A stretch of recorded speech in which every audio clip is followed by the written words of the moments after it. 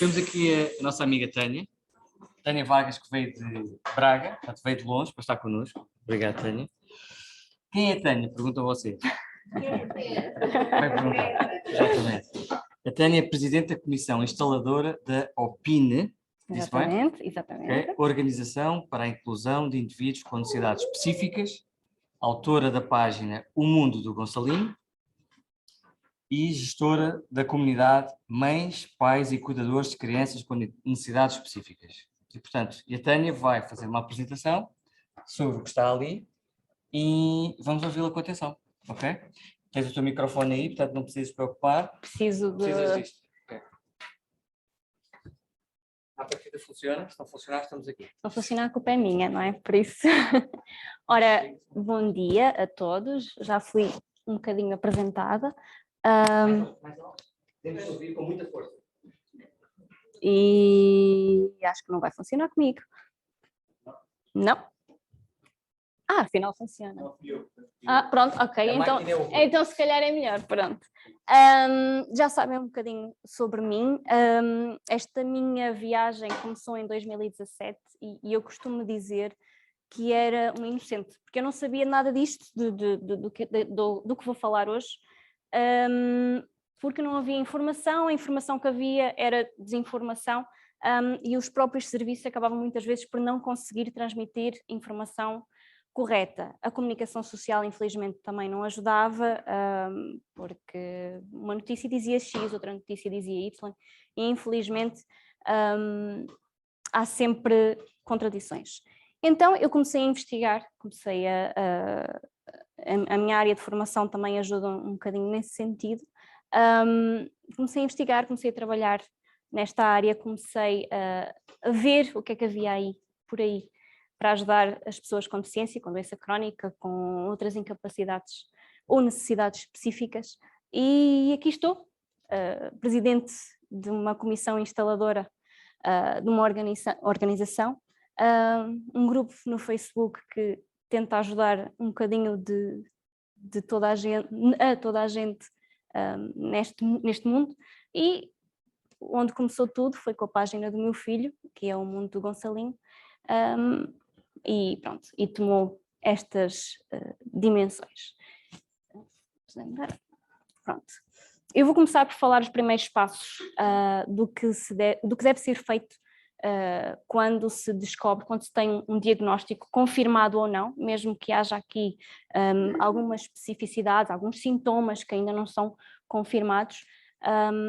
Todos estes apoios, estes 3 apoios, são passíveis de serem pedidos logo numa primeira instância. Temos o atestado multiusos, a bonificação por deficiência e o subsídio por assistência à terceira pessoa ou subsídio de educação especial. Pronto. O que é o atestado multiusos? Isto é um bocadinho assustador, principalmente para quem começa nesta vida, por assim dizer. É um atestado passado por uma junta médica, uma equipa multidisciplinar médica, que atesta que uma pessoa, ou criança, ou adulto, ou jovem... Espera só um bocadinho, mãe. Mãe. Espera aí. Olha.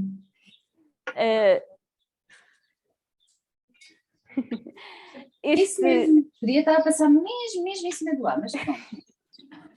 Estava quase a passar em cima do ar.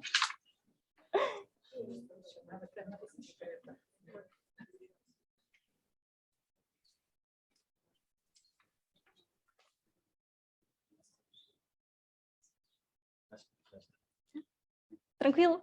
Pronto. O atestado multiuso é um bocadinho assustador, como eu estava a dizer, porque basicamente vai dar um número a um problema, a uma deficiência, a uma doença crónica, a um sintoma, porque para pedir este atestado não é necessário ter um diagnóstico feito. E efetivamente acaba por ser um dos primeiros impactos dos pais com a deficiência, com a doença crónica, porque efetivamente, não é? Nós olhamos para os nossos filhos ou para nós próprios e pensar, ok, tenho X% de incapacidade, eu não olho para mim assim. Portanto, eu normalmente o que digo é, olhem para o lado, não olhem para o número e este papelzinho ajuda em muita coisa, principalmente a nível de apoios sociais, apoios financeiros, um bocadinho de tudo. Como ali está a dizer, lá está, é o documento oficial que atesta a incapacidade de uma pessoa, e eu gosto muito de dizer incapacidade. Não é uma boa palavra, mas pronto, infelizmente... Pois, exatamente. É um pedido que pode ser feito tanto em centro de saúde, e agora na pandemia isto mudou um bocadinho, porque antes era nas unidades de saúde pública, e agora, dependendo dos centros, ou é feito no centro de saúde ou na unidade de saúde pública, mas dedicada a esta coisa em específico, e devem ser sempre entregues relatórios pormenorizados das dificuldades da pessoa, da criança ou do adulto, e como é que isso impacta nas atividades de vida diária. Aquelas AFD são as atividades de vida diária. Porque, imaginemos uma criança com 2 anos, obviamente que irá sempre ser dependente, mas aquilo que uma junta médica vai olhar é quanto dependente é essa criança, para além do esperado para a idade. A bonificação por deficiência tem um nome muito feio. Toda a gente foge deste nome. Também vem muito ainda da questão de deficiência ser um nome feio e ter uma carga muito emocional muito pesada, que é uma coisa que eu também gosto de dizer, pôr de lado, não interessa. Eu tenho uma deficiência visual, eu uso óculos, portanto eu tenho que corrigir com os óculos aquilo que não vejo, é uma deficiência, ponto. Portanto, a bonificação, a partir de 2019, eu vou falar um bocadinho só a partir de 2019, porque as regras mudaram, só pode ser pedida para crianças até aos 10 anos e 11 meses. Não é necessário haver um diagnóstico fechado, pode ser uma criança que tem uma hipotonia, tem dificuldades a nível da fala, atrasos motores, qualquer tipo de coisas. Pode ser pedido no regime contributivo ou não contributivo, ou seja, o que é que isto quer dizer? Que uma pessoa pode estar a trabalhar e pedir esta bonificação e pode não estar a trabalhar e pedi-la na mesma. Os critérios de atribuição é que são diferentes. Estando a trabalhar, contam as contribuições para a Segurança Social, não estando a trabalhar, vai contar os rendimentos e a carência ou não económica da pessoa. Infelizmente, a partir de 2019 foi instituído que a criança, ou o jovem neste caso, tem que passar também por uma junta médica, o que acabou por atrasar muito os pedidos de bonificação. Neste momento eu penso que estejam a ser avaliados os pedidos de 2020, princípio de 2021, mais coisa, menos coisa. Mas pronto, a partir do momento em que o processo é instruído, não interessa, quando for diferido, é atribuído o valor, que pode ser 63 € mensais ou 85 no caso de ser uma família monoparental. Só deixar a nota que antes as pessoas que pediam esta bonificação tinham direito a tê-la até aos 24 anos, desde que as condições se mantessem. Infelizmente isto mudou então em 2019. Depois temos uma coisa chamada subsídio de assistência por terceira pessoa. Este subsídio é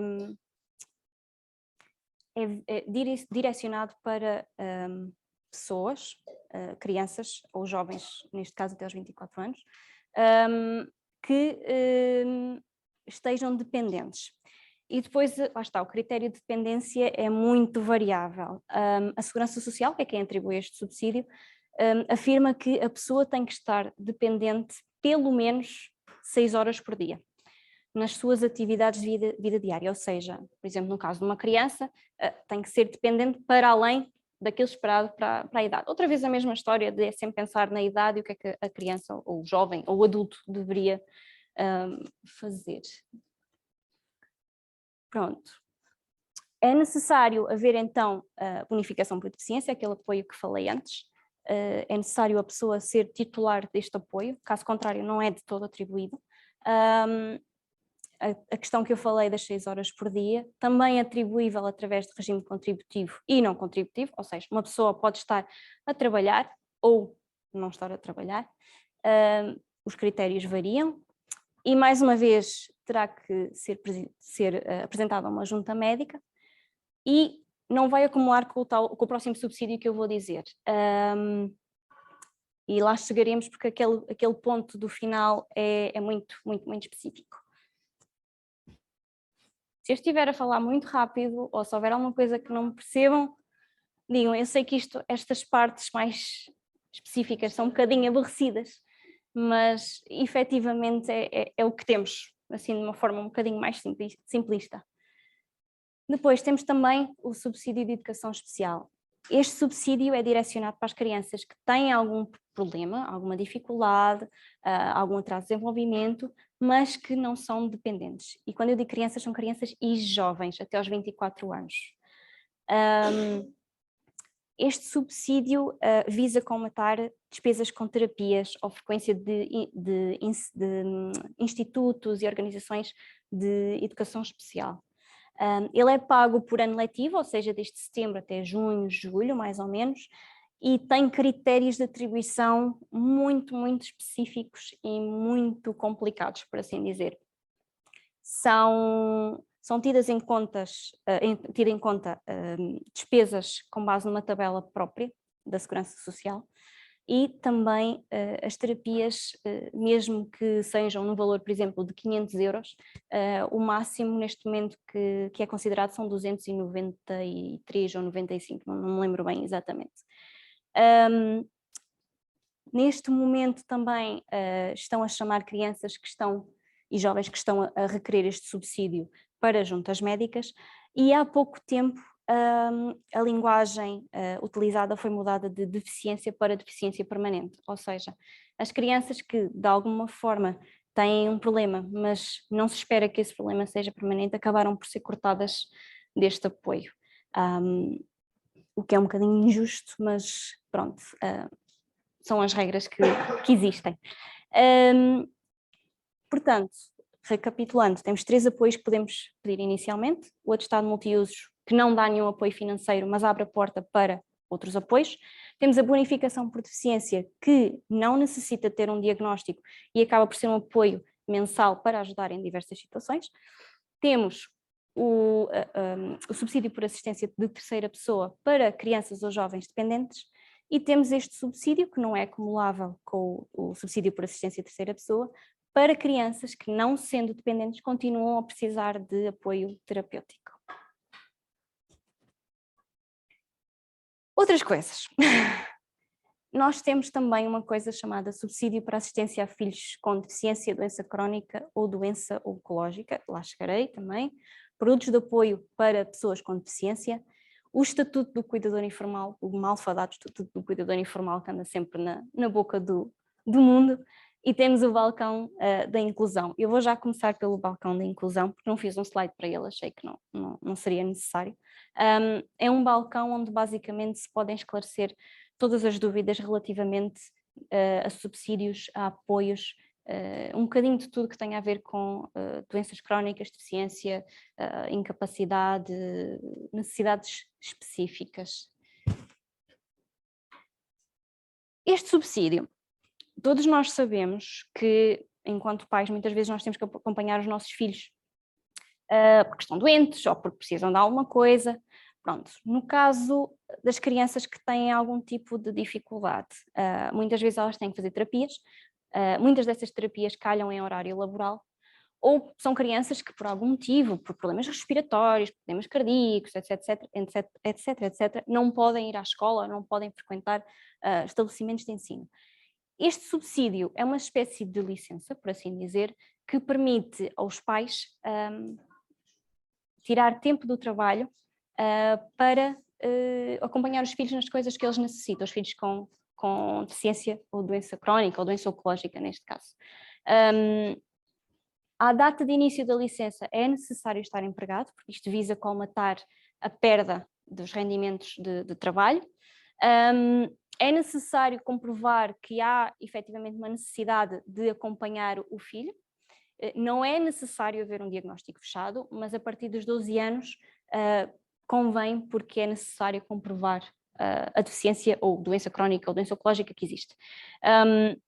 Uma coisa também que é um mito que circula muito é que a partir do momento em que um pai tira esta licença, precisa estar 24 horas com o filho, o que não é verdade. A necessidade de assistência tem que calhar, obviamente, e ser incompatível com o horário laboral, mas a criança pode na mesma frequentar a escola, se for para ela benéfico, fazer terapias a meio do dia, ou de manhã, ou seja o que for. Não há esta necessidade de estar a 24 horas sobre 24 horas. Esta licença pode ir até 4 anos, e é renovável de 6 em 6 meses. A partir dos 4 até aos 6 anos é um bocadinho mais específico, e acaba por ser necessário uma comprovação de um especialista a dizer que efetivamente essa necessidade de assistência continua a existir. Os produtos de apoio. Estes produtos de apoio não é necessário ter atestado multiusos para eles, é só necessário comprovar que existe uma necessidade dos mesmos, e são basicamente apoios financeiros dados para pagar um certo produto, que é preenchido por uma entidade prescritora. Existe uma lista em específico de entidades que podem prescrever este tipo de produtos, e é necessário também apresentar relatórios médicos e 3 orçamentos. O porquê dos 3 orçamentos? Para que a Segurança Social possa escolher aquele que melhor se enquadra na verba que eles têm. Após a atribuição deste apoio financeiro, é necessário comprovar que foi feita a compra do equipamento. Muitas vezes os pais ou a pessoa em si compra o equipamento antes de receber a verba e depois tem que justificar ainda o porquê de ter já feito a compra. Fraldas, produtos e outros produtos consumíveis, neste momento já são dispensados pelo centro de saúde ou farmácias de oficina, ou seja, farmácias de hospital, outras equivalentes, e infelizmente tem havido um corte e tem-se só considerado em muitos casos pessoas com carência económica. Portanto, estes são os produtos de apoio que existem. Existe também outra coisa chamada balcões de empréstimo. Podem, se necessitarem de um produto e não puderem estar à espera de tanto tempo dele, podem também contactar com estes balcões e tentar angariar um produto até chegar àquele que vocês necessitam. Pronto, o malfadado, como eu costumo dizer, estatuto de cuidador informal, que anda constantemente na boca do mundo. O estatuto do cuidador informal, como vocês deverão saber, é algo que foi regulamentado há bastante pouco tempo. Trouxe muita polémica, infelizmente, porque efetivamente acabou por não corresponder a 100% àquilo que seria necessário. Temos uma associação fantástica por trás disto, que continua, várias, a batalhar por isto. Mas basicamente o Estatuto do Cuidador Informal divide-se em 2 coisas. Medidas direcionadas a um cuidador informal principal e um cuidador informal não principal. Um cuidador informal principal é quem fica com a pessoa cuidada, ou seja, com a pessoa com deficiência, seja criança, bebê, criança, jovem, adulto, não interessa a idade, permanentemente, ou em casos específicos em que não é necessário ficar com a pessoa permanentemente. Não pode ter qualquer tipo de remuneração, nem pode receber qualquer tipo de dinheiro, remuneração, pelos cuidados que presta à pessoa cuidada. Ou seja, pessoas que estejam a usufruir, por exemplo, da licença para assistência a filho com deficiência ou doença crónica, não podem ser considerados cuidadores informais principais, embora estejam em casa com a criança. Depois temos o cuidador informal não principal, que é um cuidador que acompanha a criança, ou o jovem, ou adulto, ou seja o que for, mas não é permanente e pode ter rendimentos fora disso. Isto foi o que eu já expliquei, o que é o Estatuto do Cuidador. Um pequeno apontamento que a pessoa cuidada, a pessoa que está a ser cuidada, tem que ser titular de um complemento por dependência ou tem que ser titular de um subsídio por assistência de terceira pessoa. Caso contrário, infelizmente, não é considerado este pedido. Pronto, eu não vou estar aqui a alongar muito, porque senão falo isto, acaba por ser um bocadinho aborrecido. Mas basicamente o cuidador informal principal tem direito a um subsídio que ajuda a comatar as despesas, aos seus próprios, a sua própria falta de rendimentos e também do facto de não poder trabalhar. O cuidador informal principal, para além de todas as características que tem que cumprir, tem que viver em comunhão de habitação, ou seja, tem que viver com a pessoa que está a cuidar e, para além do subsídio de apoio, tem também direito à inscrição no regime de seguro social voluntário, ou seja, tem direito a pagar contribuições para mais tarde poder aceder a apoios sociais, a reformas, etc. E quando acaba o seu estatuto, quando acaba o seu...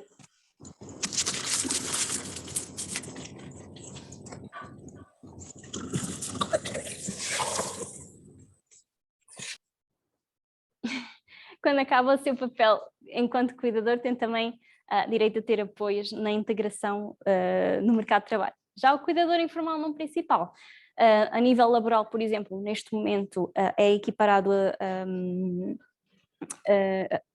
a parentalidade, ou seja, tem direito aos mesmos regimes de parentalidade e teletrabalho, mesmo que a pessoa cuidada seja um adulto, e tem também a direito a medidas que promovam a conciliação entre a atividade profissional e a prestação de cuidados, flexibilidade, a nível de marcação de horários, etc, etc. Há também a possibilidade de um cuidador informal não principal ser considerado trabalhador estudante, caso queira estudar. As medidas comuns deste estatuto, que eu não me vou alongar, são ter profissionais de referência a nível de saúde e a nível de profissional de segurança social, ou seja, o cuidador tem sempre uma retaguarda de um profissional de saúde do seu centro de saúde, da sua unidade de saúde familiar e da segurança social para orientar em apoios. Tem também direito a ter um plano de intervenção específico, onde podem estar medidas como o descanso do cuidador, apoios psicológicos, grupos de ajuda, estas coisas que estão aqui por baixo, o tal Estatuto de Trabalhador Estudante que eu também referi, e tem também tem direito a ter também reconhecimento de competências. Toda a experiência que um cuidador ganha a cuidar de uma pessoa com necessidades específicas é também depois tida em consideração um dia mais tarde para lhe ser atribuído uma espécie de certificado, entre aspas, de competências. Escola. A intervenção precoce e a escola. Ora, neste momento, nós já não temos educação especial por si, temos uma coisa chamada educação inclusiva. Na educação inclusiva, na educação inclusiva, eu já volto atrás, temos estas 4 coisas principais.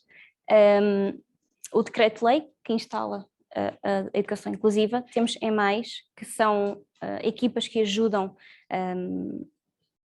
nesta transição do aluno para a escola, da escola para outros ciclos, etc, etc. Temos relatórios técnico-pedagógicos e nos relatórios técnico-pedagógicos temos este tipo de medidas. Ora, o que é isto tudo?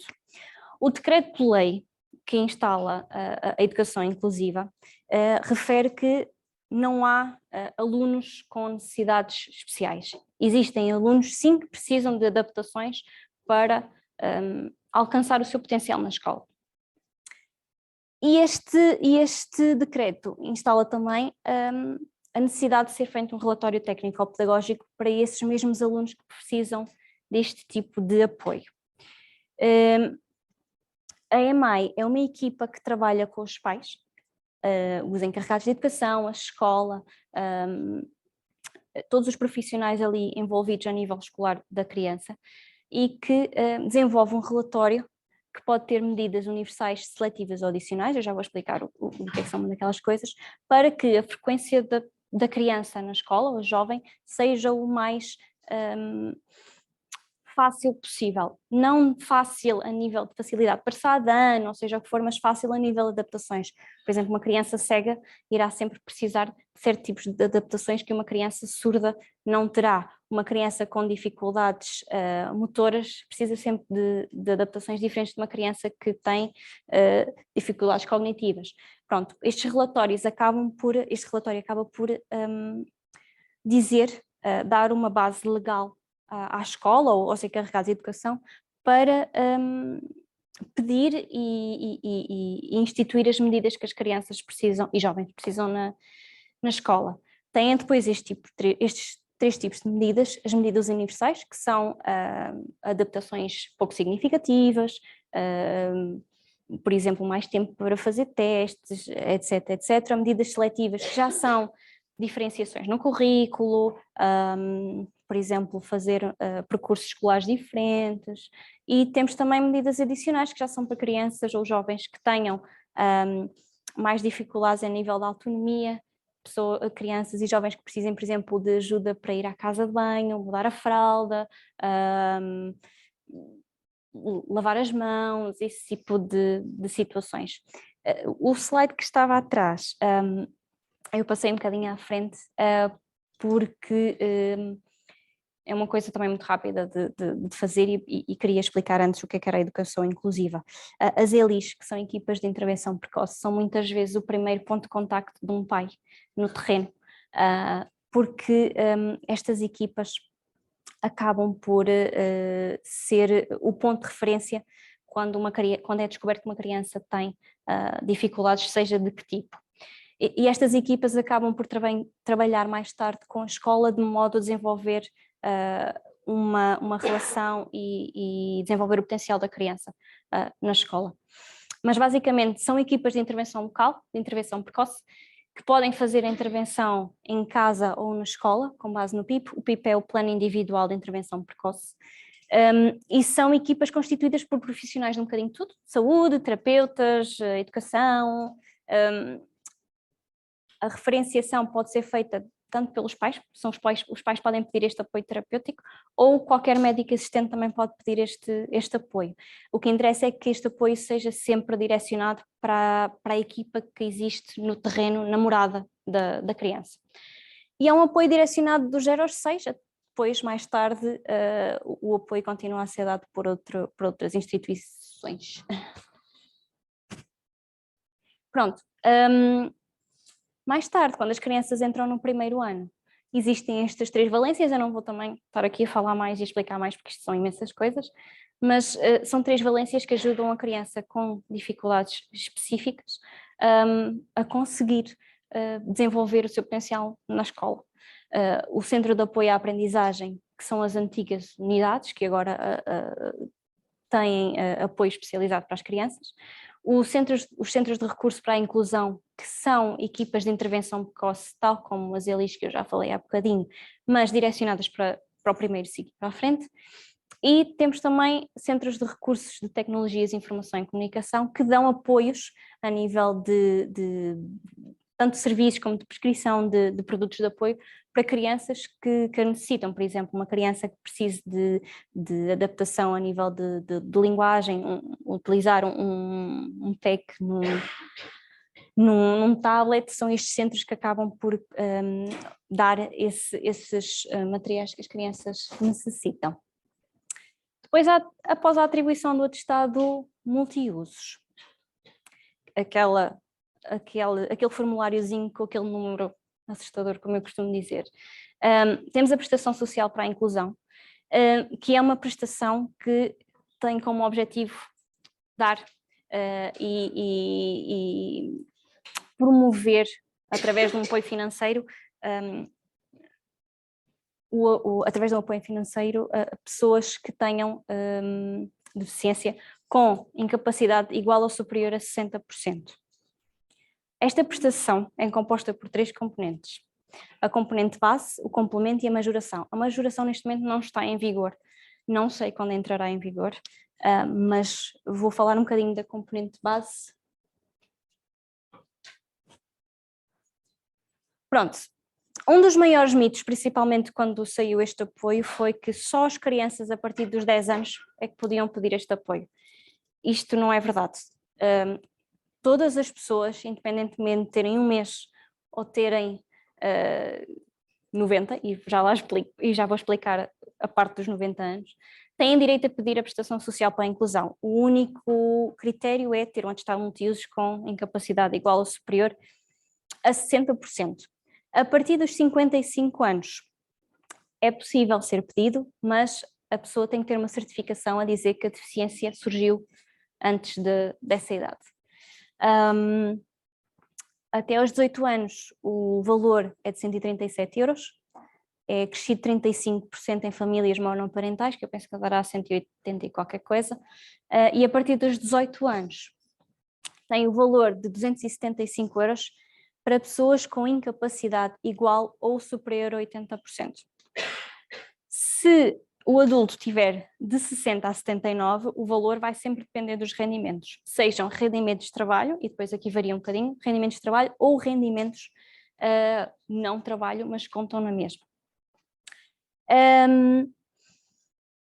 Esta prestação não é acumulável com o subsídio de assistência de terceira pessoa se esse subsídio não tiver ainda sido requerido pela pessoa com deficiência. Caso já o tenha, pode mantê-lo. Não é acumulável com a bonificação por deficiência, aquele apoio que vos mostrei há bocado, mas enquanto o subsídio, a prestação social para a inclusão não é diferido, a pessoa pode continuar a receber até à data da atribuição da PSI. Relativamente ao complemento, o complemento visa colmatar dificuldades económicas acrescidas, ou seja, as pessoas que têm carência económica, e a carência económica varia muito de ano para ano, porque os valores são sempre atualizados. Eu não coloquei aqui porque lá está, neste momento eu penso que seja 442 euros ou 600 e qualquer coisa, dependendo dos critérios, portanto é um cálculo assim um bocadinho diferente, mas basicamente as pessoas que tenham carência económica podem pedir o complemento e será sempre um valor a mais em relação à PSI. O complemento por dependência. Isto são imensas coisas. O complemento por dependência é um bocadinho diferente do outro complemento que eu estava a falar. Este complemento por dependência é uma prestação equivalente ao subsídio de assistência por terceira pessoa, mas é destinado a pessoas que não puderam requerer a assistência à terceira pessoa ou que já tenham PSI e tenham ficado agora dependentes. Pode ser pedido igualmente por adultos ou por crianças. Caso sejam crianças, têm que ser titulares da PSI, os adultos têm que ser titulares de diversos tipos de pensões. Existem vários graus. O primeiro grau pressupõe pessoas sem autonomia para satisfazer as atividades de vida diária, e as pessoas com segundo grau, que para além das dificuldades do primeiro grau, têm também a dificuldade acrescida de estarem acamadas ou têm demência grave. Tem também de se comparecer a uma junta médica para atestar esta mesma incapacidade. Não é acumulável com outros rendimentos de trabalho ou outras prestações de dependência, o tal subsídio de assistência à terceira pessoa, e o valor irá sempre depender consoante o grau e consoante o regime de pensão, mas começa nos 96 euros. Estamos a chegar ao fim. Para quem tem atestado multiusos, existem benefícios do IRS. A nível de pais que não tenham deficiência, um filho com incapacidade conta a nível de retenções na fonte como 5 filhos, ou seja, naquelas tabelas que todos os anos saem do governo, temos 0, 1, 2, 3, 4, 5, pronto, um filho com deficiência irá sempre fazer com que os pais encaixem naquele tipo de retenção. Os titulares com deficiência têm também direito a benefícios nas retenções e nas deduções, ou seja, não só na retenção na fonte, mas depois a nível específico no IRS também existem deduções que podem ser feitas. E é preciso então fazer o pedido em sede de finanças para nível de IRS e entregar também o comprovativo na entidade patronal para as retenções na fonte serem adaptadas. Prioridade em filas. As pessoas com incapacidade igual ou superior a 60% podem pedir prioridade em filas, de acordo com as regras em vigor. Existem certos organismos em específico, por exemplo, hospitais e etc., a nível de serviços de triagem, que não dão este tipo de prioridades.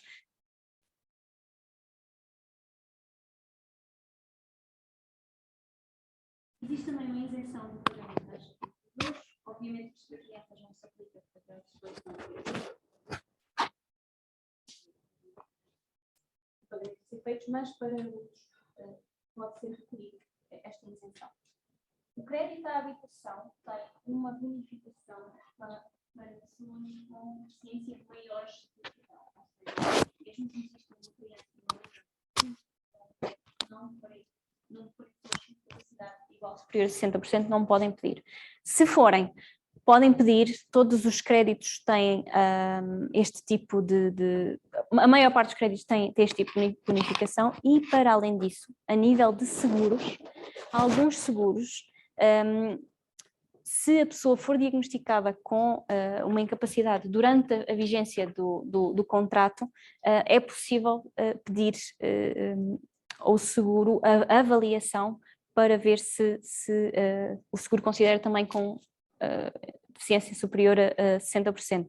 Caso seja, em alguns casos é possível pagar o crédito à habitação antes do tempo, porque existe essa não é benesse, mas essa condição nas seguradoras.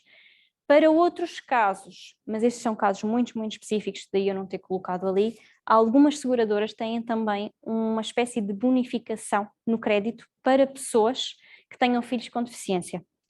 Não paga o crédito à habitação, nem de perto, mas paga certas contribuições. Por isso, se tiverem um crédito à habitação e estiverem numa destas condições, eu aconselho a que contactem as vossas seguradoras e os vossos próprios bancos, porque às vezes estas coisas existem e pronto, não é transmitido.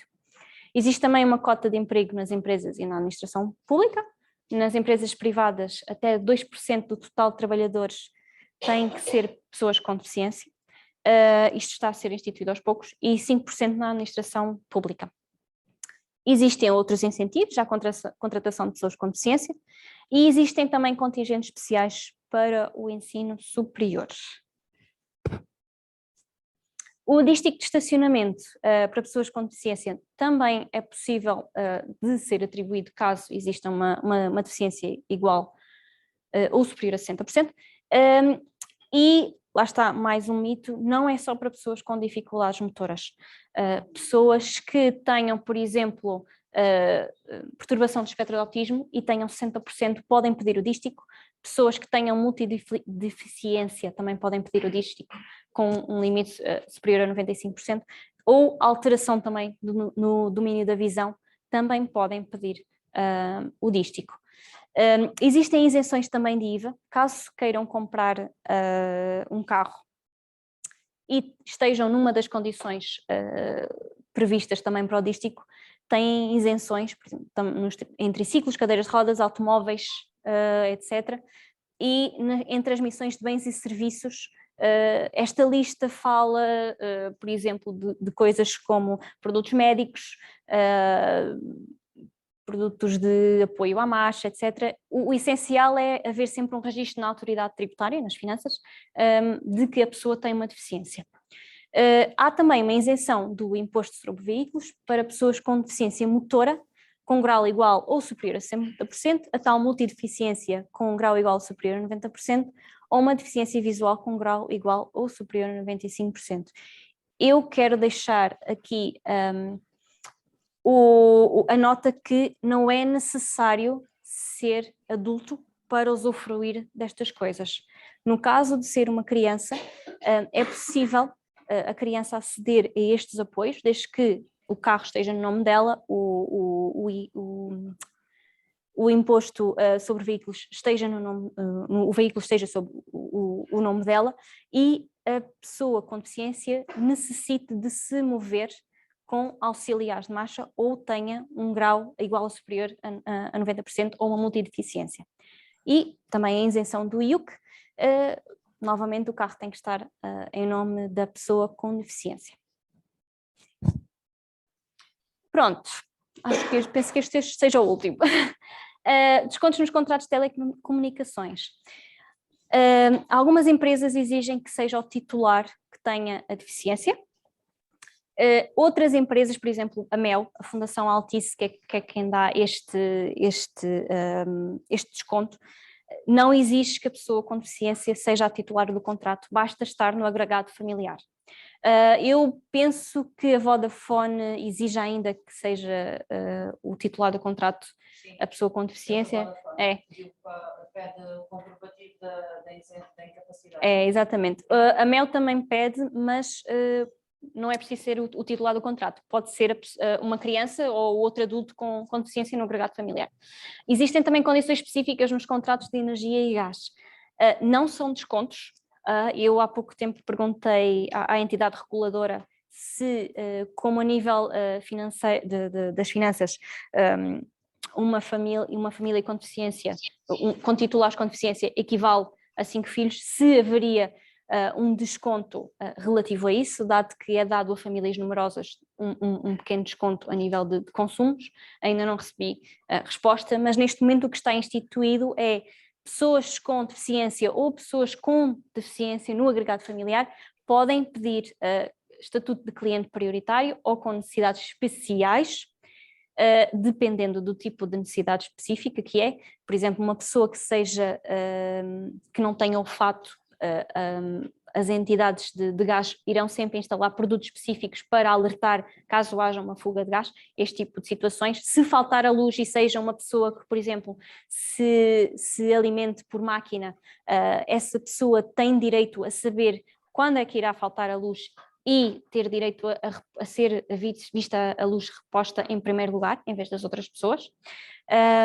Portanto, dependendo também muito da empresa que fornece a energia e gás, há este tipo de situações.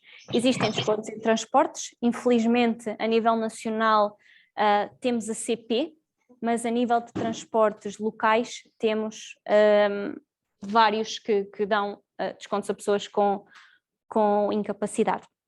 Temos depois coisas, por exemplo, na TAP, outros transportes que dão algum apoio a nível na viagem a pessoas com deficiência, mas não existem descontos nem benefícios financeiros. Existem também outros descontos em monumentos, jardins zoológicos, parques de diversões, etc, etc. Muitas vezes o que acaba por acontecer é estes descontos existem, mas não são publicitados e os próprios funcionários não sabem. Portanto, indo a qualquer coisa, um museu, um parque de diversões ou um jardim zoológico, perguntem sempre, peçam sempre para ver a tabela, porque a maior parte dos funcionários não lhes é transmitido esta informação. Obviamente não é culpa deles, mas pronto. Finalmente, existem outras pensões de invalidez ou proteção especial na invalidez, os critérios variam, destinadas a adultos com deficiência que reúnam certas condições. Podem ter trabalhado ou não, isso depois varia muito, por isso é que eu também acabei por não alongar aqui.